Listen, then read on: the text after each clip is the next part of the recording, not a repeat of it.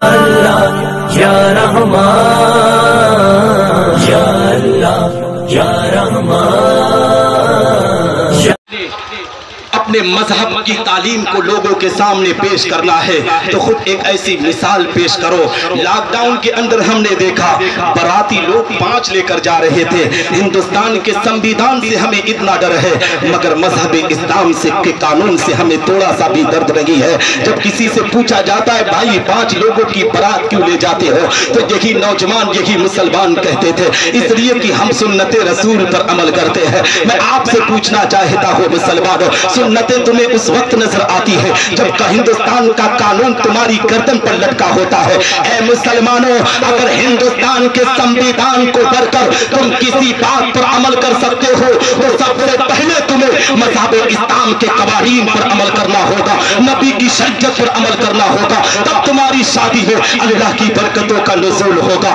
آپ نے دیکھا ہوگا کہ آج بہت سی ایسی بیٹیاں ہیں جو غربت کی وجہ سے جن کی شادیاں نہیں ہو پا رہی ہے. اے مسلمانوں ان بیٹیوں کی عزتوں کے ساتھ کس طریقے سے کھلواڑ کیا جاتا ہے. آپ کے علاقے میں بھی بہت سی ایسی بیٹیاں ہو گئی جن کی عمر 30 کے پار بھی ہو جاتی ہے. ان کا باپ بہت محنت مزدوری کرتا ہے. اے مسلمانوں مگر اپنی بیٹی کی شادی اپنی بیٹی کی بارات کو نہیں سجا پاتا ہے. وہ بیٹیاں اپنی جوانی کے عالم میں پہنچ کر اے مسلمانوں اپنی جوانی پر روتی ہوئی نظر آتی ہے. میں آپ کو پیغام میں سے دینا چاہتا ہوں اے مذہب اسلام سے تعلق رکھنے والے لوگوں سنو جب آپ اپنے گھر کے اندر دیکھیں گے آج ہمارے گھروں میں جب شادیاں ہوتی ہیں تو شادی کے موقع پر ہم لائٹ کے نام پر خرچ کرتے ہیں, ہم ٹینٹ کے نام پر خرچ کرتے ہیں, ہم فضول خرچی کرنے پر آمادہ رہتے ہیں. بہت سے ایسے لوگوں کو دیکھا گیا ہے کہ شادی کے موقع پر باقاعدہ اے مسلمانوں مکہ المکرمہ کی پاک سرزمین پر لے جا کر اپنے بیٹوں اور بیٹیوں کی شادی کرتے ہیں. دنیا کے لوگوں کو پیغام دینا چاہتے ہیں کہ جب میرے بیٹے کی شادی ہوئی تھی جب میری بیٹی کی شادی ہوئی تھی تو ہم نے ہندوستان میں ان کی شادی کو نہیں کیا تھا بلکہ مکہ کی پاک دھرتی پر ان کا نکاح کرایا تھا. اے مذہب اسلام سے تعلق رکھنے والوں تم اپنے بیٹوں اور بیٹیوں کی شادیاں مکہ کی زمین پر کرا کر اپنے خاندان کا اسٹیٹس اونچا کرنا چاہتے ہو مگر مذہب اسلام کی تعلیم کی طرف رخ کرو, نبی کی شریعت کی طرف رخ کرو, پیغمبر اسلام کی تعلیم پر غور کرو. مذہب اسلام کہتا ہے نبی کی شریعت کہتی ہے کہ اے مسلمانوں مذہب اسلام میں فضول خرچی کرنا ناجائز قرار دیا گیا ہے. ان فضول خرچی کو بتاؤ, ان رقموں کو بچاؤ, ان پیسوں کو بچاؤ, ان رقموں ان پیسوں کو اکٹھا کر کے اپنے گاؤں اپنے پڑوس کی غریب بیٹیوں کی شادیوں میں لگاؤ. ان غریب بیٹیوں کی دعائیں تمہارے ساتھ ہوگی, اللہ رب العزت کی رضا تمہارے ساتھ ہوگی, تمہاری دنیا بھی سنورے گی, تمہاری آخرت بھی سنورتی ہوئی نظر آئے گی. حضرات محترم وقت کی قلت ہے, بس 2 منٹ کی گفتگو کر کے میں ختم کر دوں گا.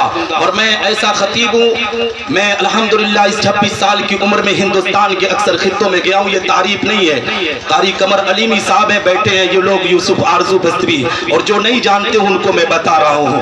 اس 26واں ابھی میری عمر چل رہی ہے مگر اللہ نے میرے اساتذہ کرام اور میرے ماں باپ کی دعاؤں کی بدولت میں صرف حافظ قاری ہو کر پورے ملک ہندوستان میں آج دین اسلام کی تبلیغ کو انجام دیتا ہوں.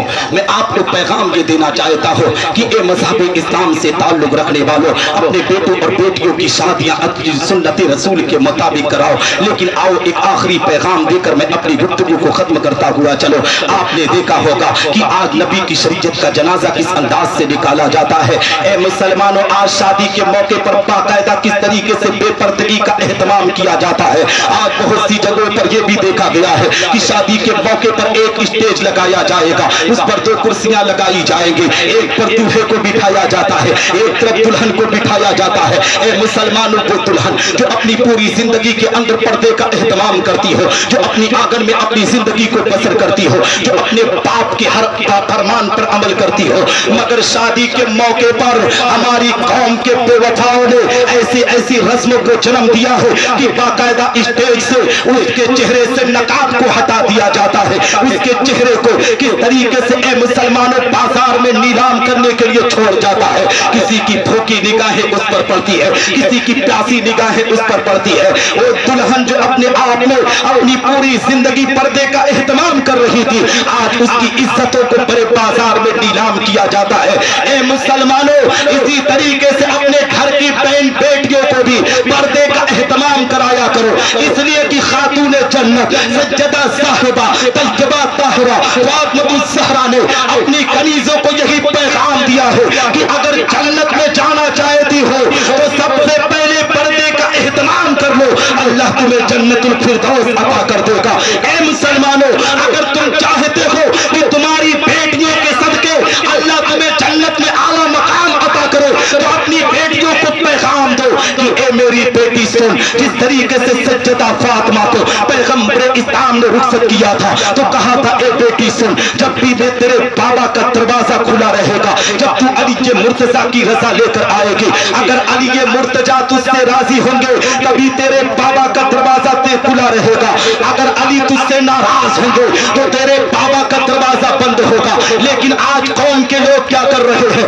اپنی بیٹی اپنی بہن کو ودا کرنے سے پہلے یہی میسج دیتے ہیں، اے بیٹی سن، اے بہن سن، تو آج اس آنگن کو چھوڑ کر جا رہی ہو، مگر کان کھول کر سن لو، اگر تیری نند تجھ پر غصہ کرے گی، تیری ساس سسر تجھ پر غصہ کریں گے یا تیرے شوہر تجھ پر غصہ کریں گے تو یاد رکھ میری بیٹی میری بہن سن، تیرے باپ تیرے بھائی کا دروازہ تیرے لیے کھلا رہے گا۔ یہی وجہ ہے مسلمانوں ہم اپنی بیٹیوں کے گھر کو برباد کر دیتے ہیں۔ یہی جملہ کہہ کے آج دیکھ سکتے ہیں بستی کی کچہری میں سب سے زیادہ کیسز اگر مسلمانوں کو جاتے ہیں تو میاں اور بیوی کے جھگڑوں کے جاتے ہیں۔ اے مسلمانوں، اگر اس کو بچانا چاہتے ہو، اس پر کنٹرول کرنا چاہتے ہو تو اپنی بیٹی اور بہن کو سختی سے اسی پیغام پر عمل کرو، انشاءاللہ رب العزت یہ بیٹی یہ بہن جب اپنے شوہر کی اتباع کرے گی، اپنے شوہر کی فرما برداری کرے گی تو اب تبارک و تعالیٰ اس بیٹی کی فرما برداری کے صدقے اللہ اس کے ماں باپ کو جنت میں اعلیٰ سے اعلیٰ مقام عطا کرتا ہے۔ اب یہی پر میں اپنی گفتگو ختم کرتا ہوں، وقت بھی نہیں ہے اور پھر انشاءاللہ موقع ملا تو آپ کے درمیان حاضر آؤں گا۔ مولا کی بارگاہ میں دعا ہے کہ رب العزت مجھ سے بولنے میں کہنے میں چھوٹی یا بڑی غلطی ہوئی تو میری غلطیوں کو معاف فرمائے، میرے اساتذہ اکرام کی دعائیں میرے ساتھ رکھے، علماء اہل سنت والجماعت کی دعائیں میرے ساتھ رکھے، منبر نور پر جتنے بھی علماء ہیں اللہ ان کے علم میں عمل میں برکت عطا فرمائے، حضرت مولانا فتح محمد علیمی کو اللہ دن دگنی رات چوگنی ترقی عطا فرمائے۔ وآخر دعوانا ان الحمدللہ رب العالمین، السلام علیکم ورحمۃ اللہ تعالی وبرکاتہ۔